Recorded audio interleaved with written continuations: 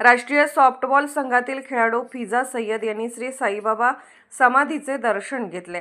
दर्शनानंतर श्री साईबाबा संस्थानच्या वतीने मुख्य कार्यकारी अधिकारी गोरक्ष गाडीलकर भा.प्र.से यांनी त्यांचा सत्कार केला। फिजा सय्यद या 16व्या वरिष्ठ पश्चिम विभागीय राष्ट्रीय स्पर्धेत महाराष्ट्र संघाचे प्रतिनिधित्व करत आहेत। त्या अकोले जिल्हा अहिल्यानगर येथील रहिवासी असून त्यांनी आपल्या उल्लेखनीय खेळाने संघाच्या यशात महत्त्वपूर्ण भूमिका बजावली आहे। त्यांच्या खेळातील उत्कृष्ट योगदानाबद्दल श्री साईबाबा संस्थानचे मुख्य कार्यकारी अधिकारी गोरक्ष गाडेलकर यांनी त्यांचा सन्मान केला व त्यांना पुढील वाटचालीसाठी शुभेच्छा दिल्या। आता नुकताच रेसमध्ये झालेल्या आपल्या महाराष्ट्र संघाला गोल्ड मेडल मिळालं आहे।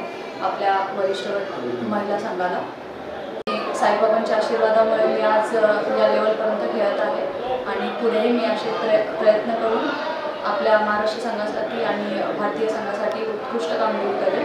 धन्यवाद।